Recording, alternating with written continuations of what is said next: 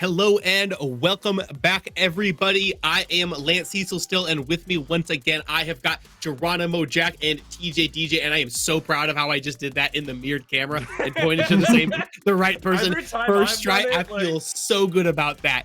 Anyways, we got to talk about that last game that we just had really momentarily because it was an absolute slobber knocker, as TJDJ said. It lasted so long, 71 kills. There were 30 kills between Drink, Drunk, and Atomic alone. Just those two had more kills than we get in a lot of the games. But we're not trying to look behind us. We are trying to look to the future because this next game is going to determine who plays the winner of that game and who plays the loser of that. And this game that we're about to show you is Even Worse Timing versus Dirty Lake and the Boys. TJDJ, I know we haven't seen much from Even Worse Timing, as they are like, this is their first event with PCC. Can you tell us a little bit about that team and who's on it? For sure here. So with Even Worse Timing, you've got the Snoop, you've got Ray, Shin, Vecron, and Pablo with the sticks. And to any of you that have been paying attention to Predecessor in the competitive scene, or even just Predecessor as a game, some of those names are gonna like prick your ears up a little bit there, because hang on, we have Pablo for one, who was on Royalty, who was winner of last event. We also have Shin, we have Ray as well, and these players on the EU side, we have got some game devs, and Ray also is really high on the leaderboards. I believe they were third or fourth when I last checked on Omega.City as well, so really high caliber players as well. And then of course you got Snoop and Vecron, again just veterans of this scene once again. So this is a pretty stacked lineup, all things considered. I think this game's going to be quite exciting. One of the nice things about Pablo, as you mentioned, he's been everywhere so far. I think he's played on 4 or 5 separate teams since this game came out. He was on Immune at one time too, not too long ago. He did a couple of scrims with Immune, and I think he may have done like maybe one EU event, but I don't think he ever ended up playing with them. I do want to talk really fast about Dirty Lake and the Boys, as I know we're going to get started in this, but this roster is insane. Both of these teams 2-0'd in their groups. They also, they have already qualified for our event. This is going to be the thing that sees, what place they potentially get or what game they'll be playing for placements. So with no other delay, though, we are going to get straight into the draft here. Wonderful logo coming out from both of these teams. I gotta highlight it before we get into picks and bans. Love the little hamster with a hat. Love the Discord sloppy logo even more, though. It's just I'm absolutely adoring Dirty Lake and the Boys. First ban coming out, it's that Sevarog. We saw him last game. Unfortunately, we didn't get the win from the Sevarog like I would have seen. And then Morgash. Interesting. So that feels like something we don't. That feels like a target ban pushed towards a specific person. If I were to imagine, I can't really imagine a reason why you'd be banning Morgash when there's some of the other priorities out there. However, Dirty Lake and the Boys, every single player on that team knows 5 times as much about this game as I do, so I don't want to question them as much. But potentially Shin or somebody else on Even Worse Timing is a Morgash aficionado or something. To be fair, 2 minutes ago, Lance, you did say that you weren't too sure why anyone would pick Morgash to begin with. So I still feel that way. This way, it can't be picked. It can't be picked if it's banned. That's kind of how the draft works. A Rampage pick coming through, and that has been one of the shining stars of the PCC today, followed up by Steel. Yeah, I was debating. Okay, that's interesting. They go for Muriel, because I was thinking the Decker has been banned in near enough every single game, and now it has been left open. I'm thinking, right, okay, let's see what this Decker can do. Like, why are teams just banning it immediately? So I'm surprised that the Boys don't actually decide to pick it up when it's available. You've also got Bellica still available. You've also, then you have Muriel. FaZe as a possibility as well. Remember, FaZe is available in this one. So yeah, the Bellica will be picked up by Even Worse Timing, but don't the Boys decide to prioritize the Muriel instead and link it up with the Steel.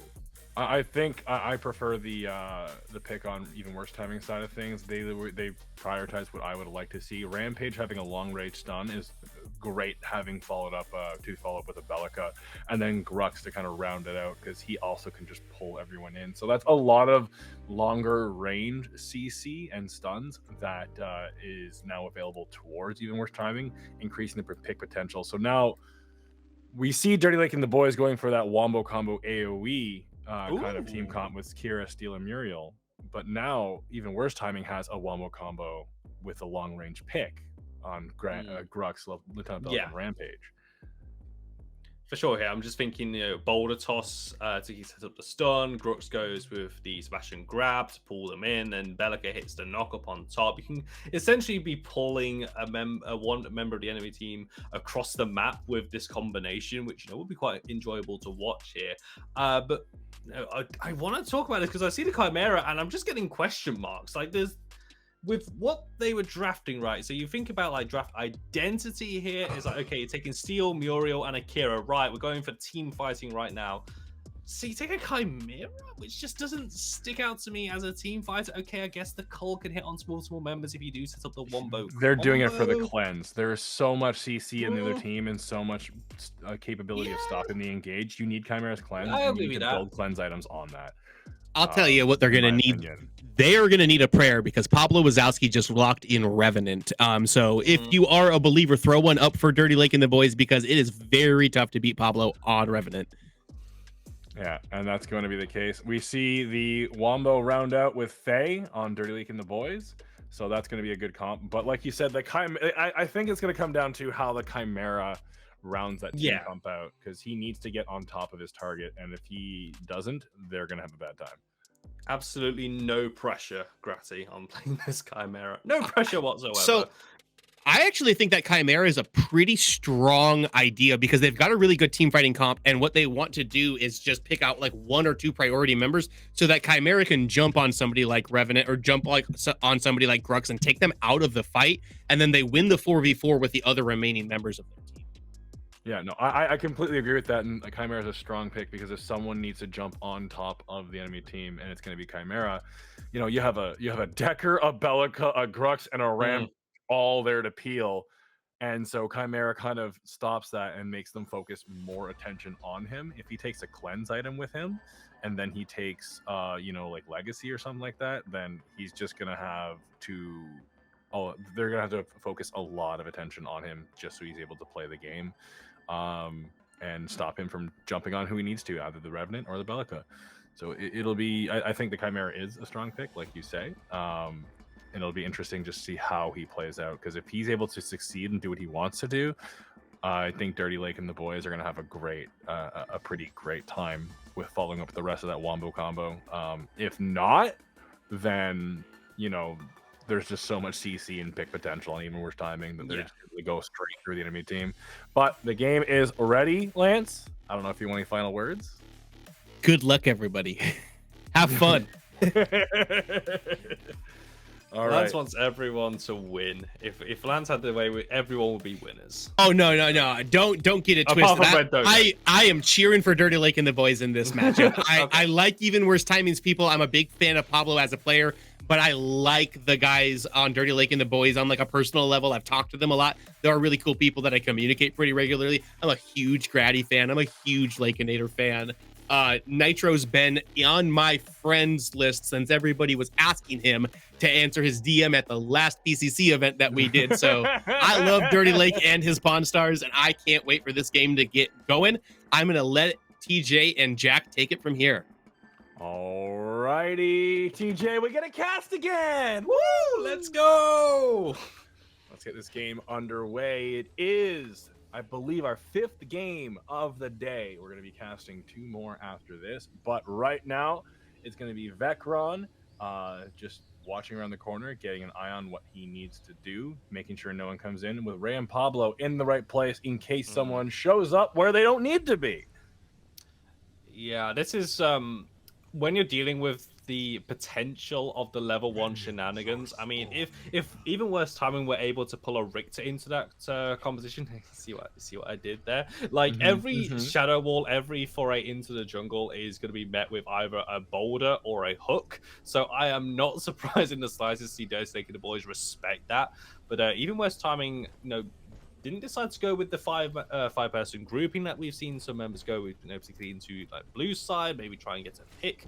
It's just very standard predecessor at the moment, as maybe have been spoiled from the absolute bloodbath of that previous game. But now, a solid 40-minute standard bloodbath too, right? Like you guys were in it just for the whole ride.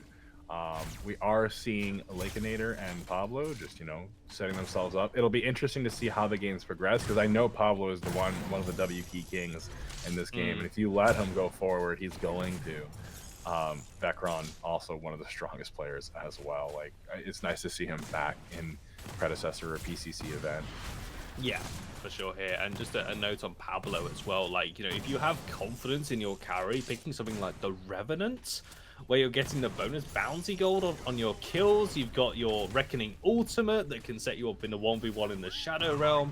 Like, you've got to be confident with this pick. You can't just kind of throw it in there because you think, I guess I'm just going to go Revenant. It has to be, no, I want Revenant into this game. And particularly if they're having to deal with a Chimera jumping onto them, just to get away from that CC, just chuck out the Reckoning, throw it onto any other member, throw it onto the Muriel, throw it onto the Kira or the Faye, or even, if you're feeling brave, actually take on the Chimera.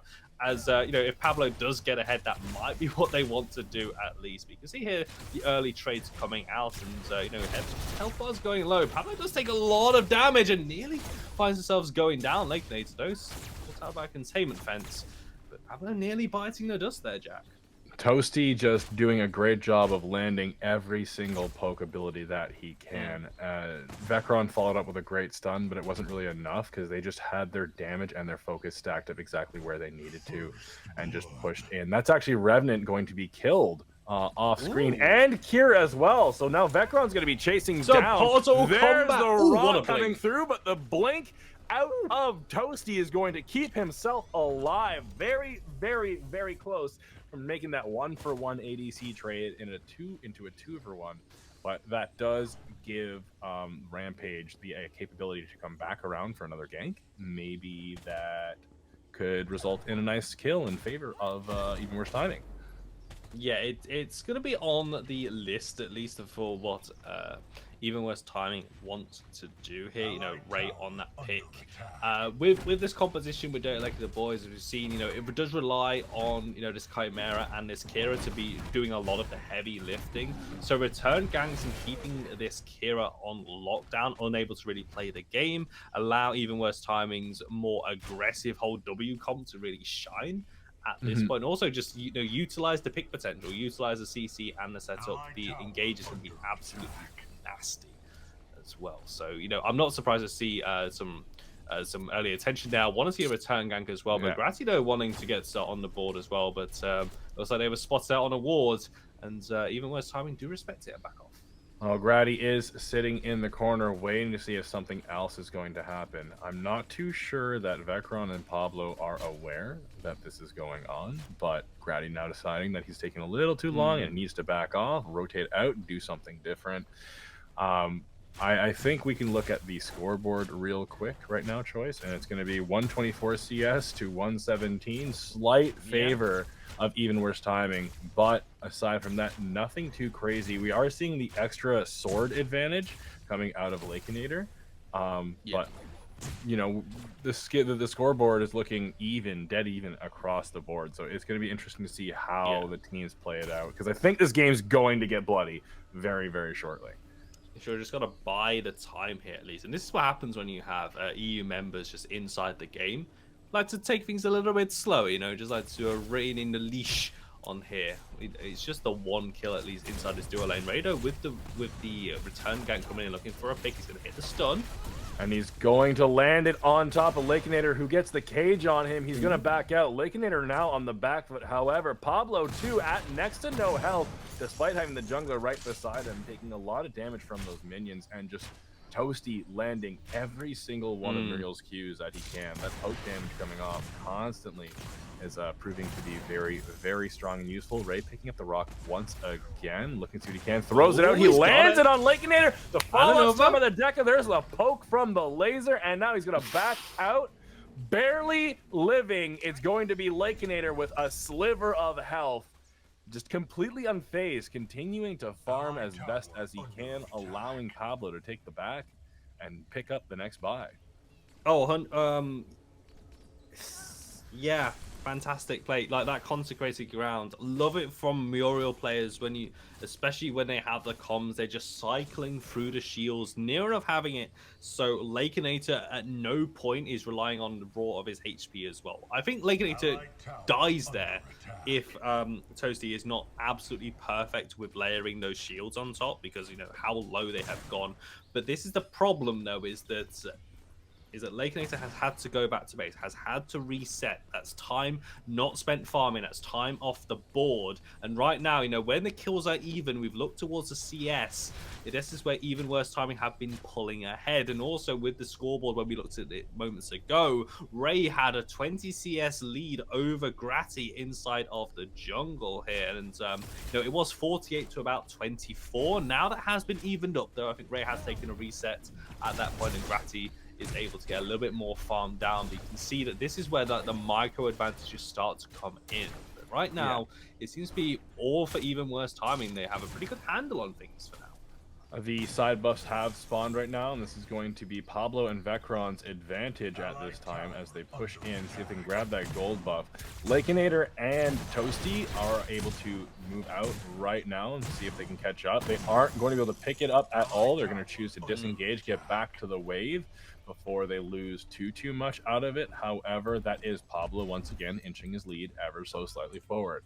He had a longsword advantage last back, and he was able to back a solid 5 to 10 seconds sooner than Lakeinator was last time. So he's just able to get in the lane that much sooner, and his tempo is able to just, you know, keep going. He's got his gold buff now. Yeah, it's definitely a big concern here for Pablo as well. He looks like he is building into that Vanquisher as well. He's got the home Kree, he's got the double short sword as well, which is the build path for the item as well, which seems to just be the Revenant first, well, priority item of choice here, because, you know, as with the tainted with the round, sorry, and be forgetting what the ability is called. It's not tainted round, that is an item, but the ability for Revenant, his whole shtick is that fourth shot is an enhanced auto attack. It always crits as well, and if you're able to proc the Vanquisher as well, that executes when you drop below 6% of your maximum health as well. Just the lethality that can come out of this Revenant pick onto Pablo is going to be really terrifying for Dead Taking Boys to take, especially with how low these health bars have been throughout this entire duo lane. River buffs are spawning right now. Shin's going to grab himself a gray buff, and I believe the other buff should go towards the other team. Just to know, it's going to be Appy Picker picking up the pink. So yeah, that's going to be an even trade for both teams. I think Appy Picker is kind of happy to have the advantage that he does with the pink buff. Shin should be able to rotate out. However, just a second ago, we were seeing the enemy junglers, or both junglers, in the upper left quadrant on the red side of the map, which would have allowed maybe... I was expecting more of a bit of a fight than we saw there. However, Ray was positioning himself in order to see a gank a second ago, and we are seeing a fight break out once again. A little bit of poke coming out of Vecron as he's going to drop his containment field in order to try and peel him and Pablo off from the team. Ray in the corner once again. Lakeinator's a little bit pushed up with Toasty backing now. This could be the mistake that they make to just really push that game in the advantage that the other team is looking for. However, Toasty is going to notice when something's up, and he's going to take back Vecron as well. Lakeinator burning his ultimate just to clear the wave, try and get back to buy as fast as he can. Usually a pretty good idea, but if Dirty Lake and the boys are smart and they're aware of it, they can punish that by looking at an objective now. Yeah, you're losing the ultimate, but as we've mentioned before, with how like these incremental advantages in the CS, you know, trying to push the wave underneath the tower, make sure that Pablo loses as much CS as possible. I think Pablo, if we just have a little look at the scoreboard to see what these CS numbers are, Pablo is at 78, so is even with Lakenator at this point, is that even though for all that lane pressure that they have, Pablo is not meeting that 100 CS at 10 minutes, which seems to be like the target for AD carries to aim for at least, and that's allowed Lakenator to keep up in the CS as well. Lakenator grabbing the gold buff on the left side, although just a quick add on CS differences, we're noticing it coming out of the other 3 lanes. The jungle, mid, and off lane, there is a bit of a CS disparity, so that is where things are starting to snowball. I think ganking the Muriel might not be in their best interest. There's not a lot of room for it, and Toasty's just done a great job of layering those shields like you mentioned. 100% here, but I want to touch on a different lane here as well. We've spoken at length here, but actually we got to talk about dual lane a little bit more. It's going to be a reckoning coming out. The Iron Strike stun from Vecron will land on towards Lakenator. Still looks like Abel might be able to get away, but no, Pablo was looking for the kill on towards Toasty, but was not able to find it, and just deposited in the middle of 3 members. That's a big pick coming out for Dirty Lake and the boys, although members are starting to rotate over. Shin and Ray in vicinity. And that's going to be Grady eating a nice rock to the head. He's going to pull the cleanse out and try and back off. His jungle now being owned by Ray, Shin, and Vecron. Despite him getting the kill, he's going to jump straight back in, go all he can. There's the ultimate coming out of Grady. The containment field coming down, and they're going to apply a little bit of CC. Ray is going to go down as Toasty jumps into the fight with a reversal of fortune. Appy Picker now with the big ultimate on to Vecron, and that's not going to be a kill as Vecron has to blink out to survive. However, that is going to be the advantage, and now the Raptor in favor of Dirty Lake and the boys. Pablo coming in now as well, looking to see what he can get. He's going to help burn the team and push them off. It's the knockup out of Shin. Pablo following up. They're looking for the obliterate. Is he able to? No, he gets slowed by Decker. Wow. A pretty crazy fight there, and it's so unfortunate as well that Vecron was unable to hit that stasis bomb that would have been the confirmed kill on towards Grati's Chimera as they were retreating into the jungle. So that's just a bit of a feels bad because Vecron has been pretty on point, especially in that team fight alone, hitting the stuns when it mattered. But yeah, this is a real big opportunity for Dirty Lake and the boys to really pull the trigger here. You saw them go towards the Fangtooth pit, but even worse timing. Actually had some pretty good timing on that one. They were able to be around in the vicinity. But yeah, that Dirty Lake and the boys actually punished it because even worse timing started that fight. This was Ray, this was Shin venturing in towards that red side jungle, and Dirty Lake and the boys were able to turn it around. Reversal of fortune really lived up to the name. It was absolutely incredible, and like you were saying, Pablo, to start that fight off, he went forward, and he wanted to get the kill on Toasty, however, wasn't able to do it. Grady, as soon as that ultimate was done, Grady was standing right beside him to help secure that kill and clean it up, and then that just kicked everything else off that we happened. These longer time to kills are really kind of pushing the game in a specific direction. It's causing people to join these fights more and make things more scrappy, and we're just going to see really long team fights and like long skirmishes like we're having one in the jungle right now between Chimera once again alongside the Rampage. He's going to get hit by a stun. He's going down. I believe he burned his blink at the last second, although I'm not too sure if the timer actually went through. However, that is Grady going to be going down to even worse timing, allowing them to grab the Raptor. I mean, we spoke about it in draft about this Chimera. You need the cleanse to go up against the CC, but when you hit every single bit of CC, I don't think there's enough cleanses in the world that would have been able to keep Grati alive there. But massive pick, and of course, when you have a jungle difference as well, this is just a free hunt on towards the Fangtooth pit, and it will be secured by Ray as well. Immediately going towards the left-hand side. This is where the attention has gone. We've not even really had a chance to talk about the other lanes at this point because all of the attention has been thrown on towards the duo lane. So meanwhile, over on the opposite side of the map, it does exist, by the way. Grati is able to help with the mini prime. I believe that did go over towards Nitro on sorry, not he didn't go over towards Nitro. No, I believe Grady's the one who picked it up. We're not seeing the particle effect right now, so it's kind of hard to notice the specifics, but Great job on Dirty Lake and the boys to counteract and get another objective. They're going to trade across the map. We now see the dash coming from Snoop, followed by the smash, and that's going to be Nitro having to dash out. It might be enough. Reversal of Fortune coming in from the mural to save his life. They're now going to look to see what they can do as Toasty's there to provide that support and allow Steel to grab the CS that he needs, but Cyan buff instead going towards Snoop.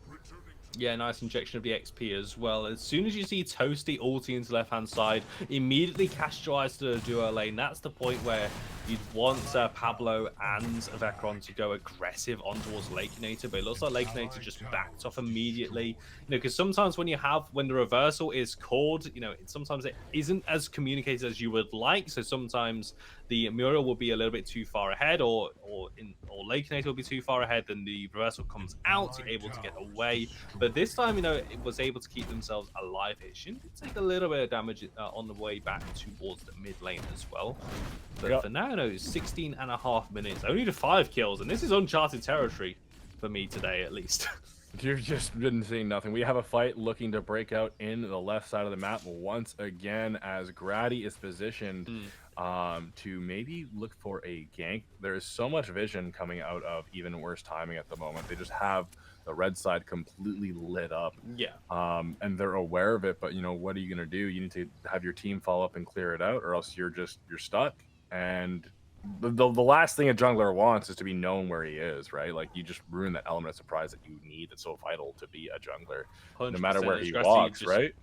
He's just walking over wards at this point as well. It's but with Even Worse Timing, they've highlighted that this Chimera is such a crucial link inside the Dirty Lake and the boys chain. That, as you say, it's that battle of knowledge coming out. It's knowing where the jungler is and knowing where they're not is also showing us as well. But right now, that Grati is inside of the duo lane. Reckoning immediately comes out, so we'll be able to get away from the cleanse. But Ray, over from the left-hand side, looking to get some damage down. The Blink's coming out from Toasty. Blink away from Grati as well. Ray in the Behemoth, can't find the lockdown. It's just going to be some Blink cooldowns burnt. Happy Picker coming in now, and there's a stun from the Decker. Vecron going in as Ray flashes. They are going to be able to pick up the kill onto Appy Picker. Ray now going around the back. The Rock picking up. He's going to land it on Toasty, dumping right in. 1v3. Pablo's out there to follow up. Reversal of Fortune with Lakeinator dropping the ultimate as well. That's going to be 2 going down. He does manage to get Toasty in the process as Grady now jumping onto the enemy team. He's going to grab whatever he can. Containment Fest going down. He leaps forward once again. He's looking for Vecron. He should be able to secure the kill as Vecron is now blinking away. Grady just trying to apply as many stacks he can to get the healing. There's the stun out once again. He's going to use his cleanse as Vecron doesn't jump over the wall, but jumps backwards over his head. Now Grady just completely getting his ankles broken, stuck in a corner with Shin, using that nice P90 to just drill him in the head over and over and over again. Just poking him. Poking him to death over and over again. Just, my God.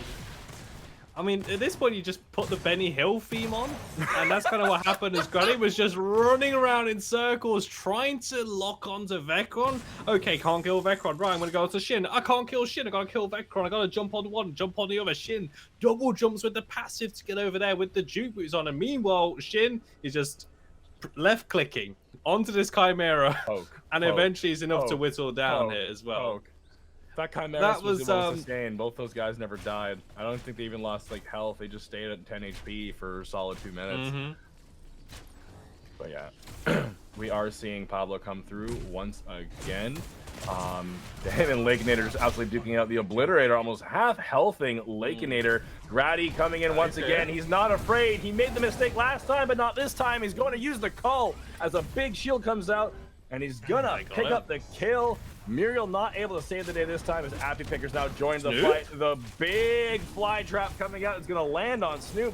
Appy walking away with very little health as Toasty's able to provide the heal that he needs for his team. But it's Ray coming in onto Lakeinator now. He's been able to pick up the kill on the other ADC. Snoop jumping in, Steel following up with a big shield slam to peel for his teammate. They're doing everything they can. This is the fight we want to see, this big pull on the Grux.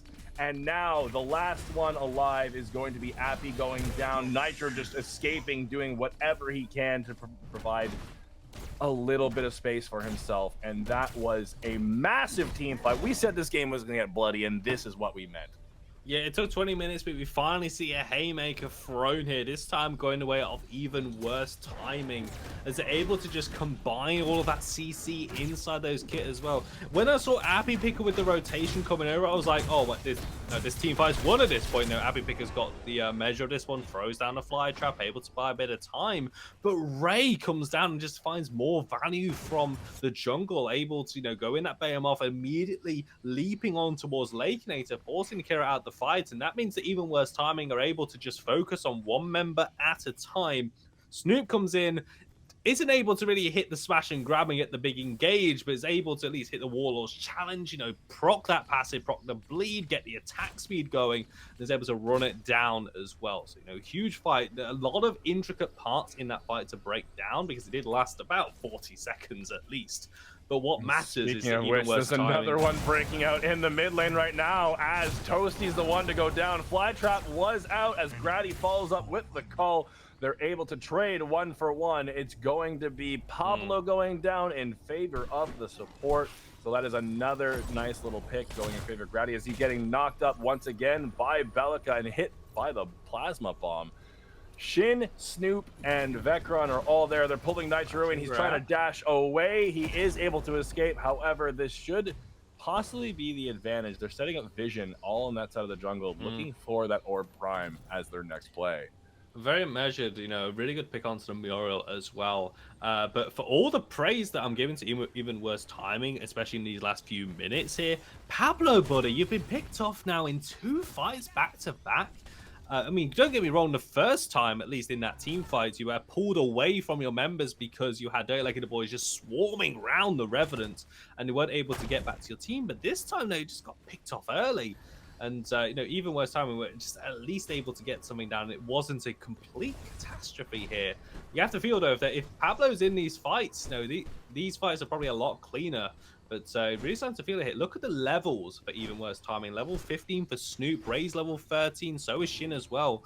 Pablo's just hitting level 11 here. Got to go back to farming. Whereas for Dirty Like the Boys, the levels are a little bit more evenly spread. It's only Nitro that has the noticeable level lead. I think the shot calling out of even worse timing right now is starting to really show. My understanding of Ray, he's a very intelligent player. I believe he's actually one of the developers as well, if you can correct me if I'm wrong. But they are able to just start pushing themselves. As we were watching, as you were talking, we saw Ray just walk into the enemy jungle, and they did nothing to stop them. They let them take the camp. They let them move on. They did what they could, and they're just being bullied out of their own jungle now. So this is starting to look like it's even though the score is only 11-8, we're starting to see a pretty big advantage, clear advantage coming in favor of even worse timing through levels, experience, CS, and just macro. Yeah. It just goes to show, Jack, that you don't need to drop 73 kills in a game to win it. Sometimes death by 1,000 paper cuts is, a lot more completely viable strategy way to go, and completely viable as well, because we've only had 19 kills at 24 minutes. It feels like that last game was 19 kills per minute was how fast these team fights were going here. But right now, it's just a lot more measured, a lot more controlled. And you're able to see, that shot calling come out, as you say, from even worse timing. Ray being the one most likely calling the shots here as well. They're just taking objectives and backing out. Vecron, he got himself stuck. He tried to jump through the hoop. There we go. There we go. If any devs are watching, you got a little bug fix for that one right there. The PCC has got multiple uses for the community, and that's just one of them. Yeah, seriously. We are seeing the backs go off once again, I believe on both teams right now. If we can get a scoreboard pop up, that would be great. We are looking at, there is a clear 100 CS advantage in favor of even worse timing, and it's not coming out of the ADCs. Like Pablo is 20 CS down. He's not having the strongest game, but if you look everywhere else, we're starting to see that advantage pretty heavily. Like Ray's got 50 CS on him. Ray has just been a farming monster in this game. You know, we do meme and joke about, you know, some people playing farming simulators, some having degrees in agriculture, but when you have this, where Ray's farming has just been a step above what Grassy can do as well, it just really shows, you know, like the level of play that we can see. You know, it's all about efficiency as well. And 50 CS in the jungle is not a small amount. Like he's got 2 levels on Chimera, and that's not where we want Chimera to be right now. Like he's not that kind of champion at all. Yeah, the Chimera is, I guess the game plan now for Dirty Lake and the boys is the Chimera becomes a distraction Chimera. As in, the Chimera goes in, and you just hope that even worse timing burn all of their CC to try and keep the Chimera off of Pablo, keep them off of Shin, so that when the rest of the team rock up, there's nothing left for them to really fight with, and you can. Speaking of rocking up, here's the big hit coming onto Lakeinator as Snoop climbs in. He should dash forward for Lakeinator as Rampage jumps in as well. Nitro trying to peel, but it won't be enough. There's the Warlord's challenge. He claps into the air, following up the shield with slam. the Fly Trap. Lakeinator living. No, there he goes down to minions of all things. And now Snoop doing what he can to try and get away as Ray and the rest of his team are there to follow up once again. They're focusing the Muriel. It's Toasty who's going to go down next. Grady's there, but he's just trying to walk away because Chimera, as we said, won't be able to do anything here. The containment fence is not going to land anything. Appy's the last one alive, and as long as he's not used his fly trap, which he has, he should be able to do something. But Shin walks under the tower and just uses the neural disruptor to just completely blow the head off of Faye, and now that is their first objective. So that's going to be their third objective of the game. Yeah, you can score the Primal Fantasy as well, but with Dirty Lake and the boys, this is the problem when you're relying on your ultimates as well, is that you better hope the enemy team are down when you don't have anything left. Meanwhile, though, you know, Pablo is the attention of Nitro and Gratty as well, but he's actually going to keep Cecil alive. Ekron and Shin doing what they can to keep the Revenant going as well. They're trying to save Pablo's life, keep the siege possibly going, but yeah, the Fangtooth started up, it's already gone down. That's the third one on the board for even worse timing. They have a lead on towers, they've got the CS lead, they've got the level lead as well. They're playing these fights just better, and they're really leveraging their win conditions. Lakeinator is just a magnet for Ray and Snoop as they just hounding this Kira. They know what happens if Lakeinator is left unchecked. We know the player that Lakeinator can be with a pick like this Kira as well, what they can do, and even worse timing, want nothing to do with that in this game. That's the priority. So it feels to me that this is where even worse timing are already shining in these team fights, is that they go in with a designated target, they take down Lakeinator, then they take down Toasty, and then kind of Appy Picker is the next target. They're actually kind of just ignoring the Chimera. That's how there's no reason not to, right? Like Chimera, like we said at the start of the game, if Chimera's not able to play the game the way he wants to or play the game correctly, he becomes a non-factor in a normal game. This is the game where he's the linchpin. As we see the stun go out in the enemy jungle, once again, it's going to be Ray jumping on top of Appy Picker, just picks him right up. Decker's big ultimate, not going to really matter at this point, as the containment fence or the big shield wall is going to stop Vecron from you to get another pick, and that should be Orb Prime, but I believe they're going to look for something else instead. I suppose they want to just burn a little bit more of this jungle, at least. Yeah, Ray just, you know, it's got farm to take, Jack. Now this is now a dissertation in agriculture. We've upgraded. I think we should call him Doctor. It should be Dr. Ray at this point here, because, you know, why would you take the neutral when there's a camp that you can remove away from Gratty at least? But it's all a part of the plan. Is just keeping the momentum going. You're burning the jungle. You're salting the land. You're now able to push down onto the tier 2 tower. I think All Prime will be what they pull back on after they have managed to, you know, try and look for something here. You know, Shin and Vecron playing around this pick potential, waiting for a member of Dirty Lake and the boys to face check. Thankfully, though, if you are a fan of the green Discord logo, they're not face checking. They're actually trying to commit onto Snoop here, as he will be knocked up by Nitro. They're still looking for the Grux. And that's going to be Snoop having overextended for so long. They finally realized there's a pick potential on that side of the lane. It's going to be all 5 members jumping onto Snoop, as Ray and the rest of his team aren't able to really follow up. They're going to use that time to just pressure somewhere else in the map. Not really able to do anything with it. I still think that once they picked FB off the map, they should have just run straight to Orb Yeah. Prime because they have the advantage. So that's a bit of a ball drop on that regard. But now Ray just jumping up around the corner, and he's sitting there with the rock, just waiting for someone to come up. And there is the stun. They're jumping onto the T2. It will go down in favor of even worse timing. Once again, we are now seeing just every objective metric just in favor of even worse timing. And I'm surprised this game's going on as long as it is. I know that Ray is going to want to play a little more thoroughly, as we've seen, but we are at the point now where they can just, you know, really turn up the heat, and I think that's what they need to do. Yeah, here. I do agree there. You know, it's 30 minutes, so you have a lead in near enough every measurable metric that we have, and yet the game still goes on. The inhibitors still up here. Even worse timing, just going for that 100% speed run. Sorry, any percent. No, it is actually 100%. You know, I am getting my categories mixed up there. They're trying to take everything. They're trying to take one of each and wait for the All Prime. But yeah, you know, in hindsight, you're thinking, yeah, pull back towards the All Prime, reset, and then probably siege on towards these inhibitors instead of death by 1,000 cuts. I mean, you know, if you've surely had a paper cut, right, Jack? You don't bleed that much from it, right? God, that's so why awful. we say 1,000 of them. You know, you got to keep adding them up at this point. But for Dirty Lake and the boys, the longer this game goes on, this Kira becomes a problem.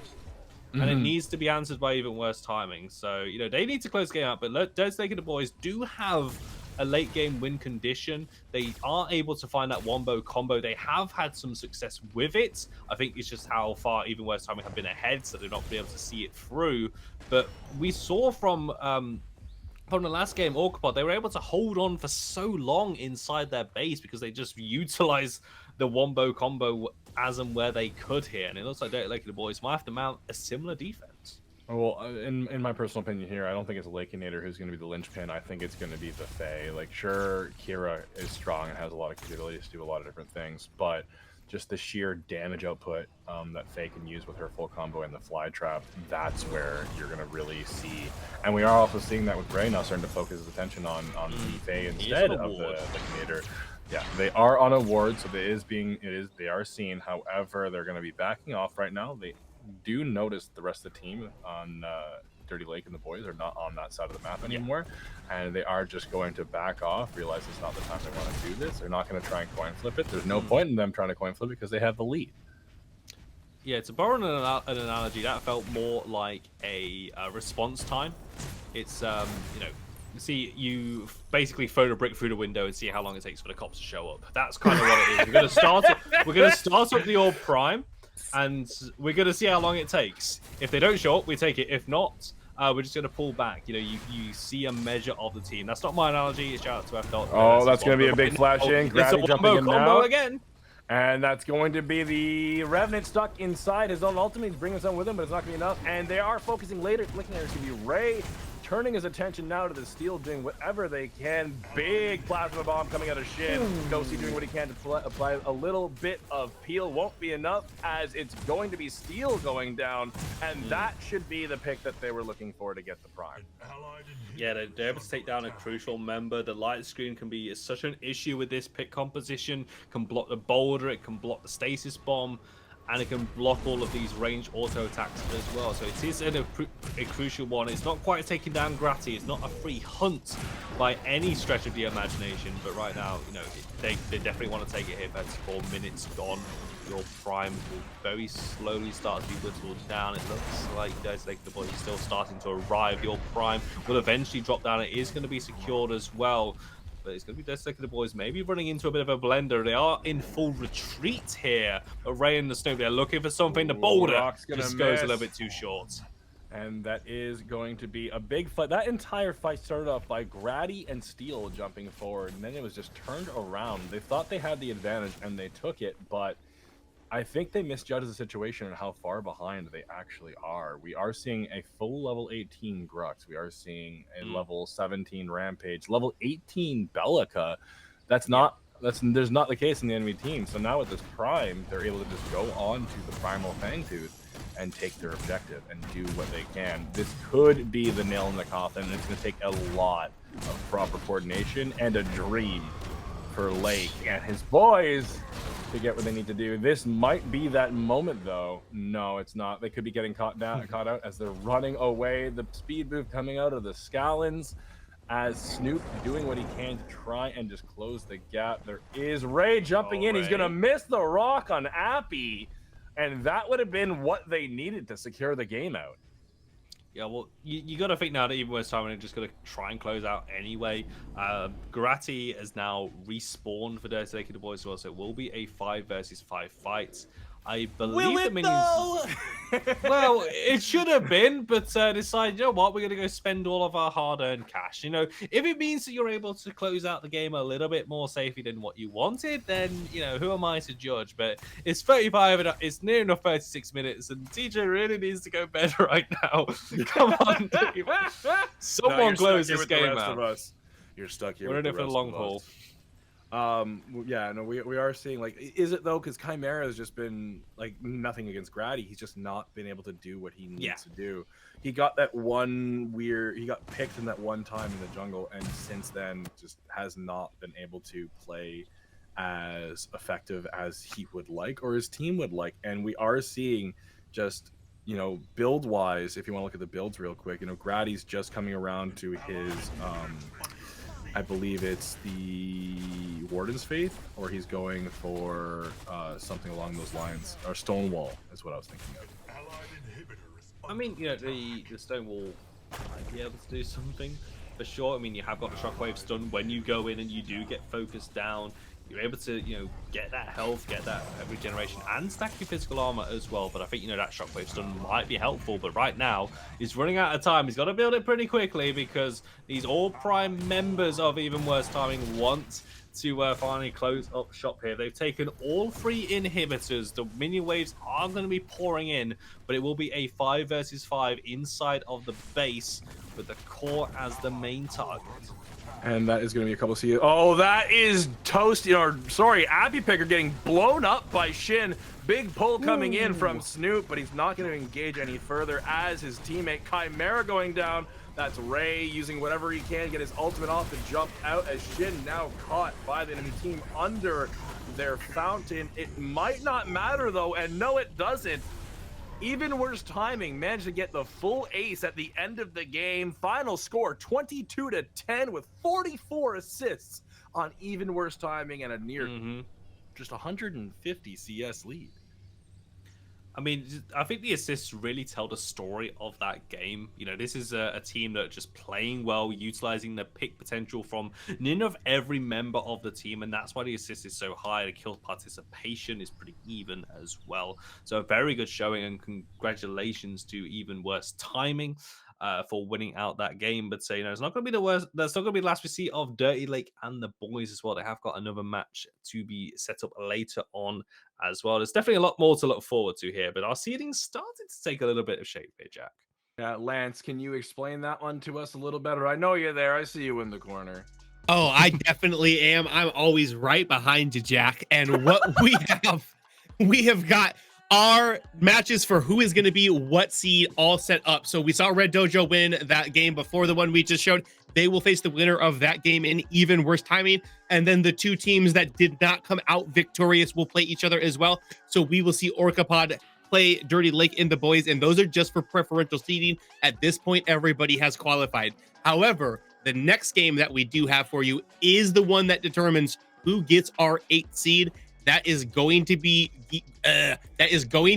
between Double Vision and Zero Grid. We'll be back with it in just a little bit, but before we move forward, we've got these other 2 games set up for us that are going to do the time, or that are going to determine the seeding. They're going to be big games. We saw Red Dojo look pretty good in their first performance, not quite be able to close that game out as quickly as you would have expected them against Orcapaz. And then we just saw the Shin and Even Worse Timing kind of take control of that game pretty well, ended exactly the way that you would think that they would, pretty early, pretty routinely. Do you have any early predictions for what you think might happen between Even Worse Timing and Red Dojo? I would like to see Even Worse Timing. I think Even Worse Timing is probably going to come up on top this time around. I do think it's probably the best match we're going to see today.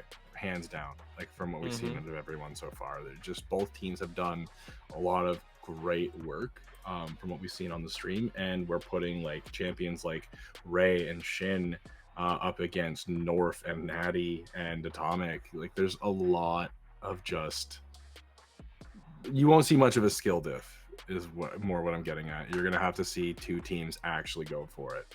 I definitely agree. We are going to take a short little bit of a break, and we will be right back with another game for you guys, though. Stick around.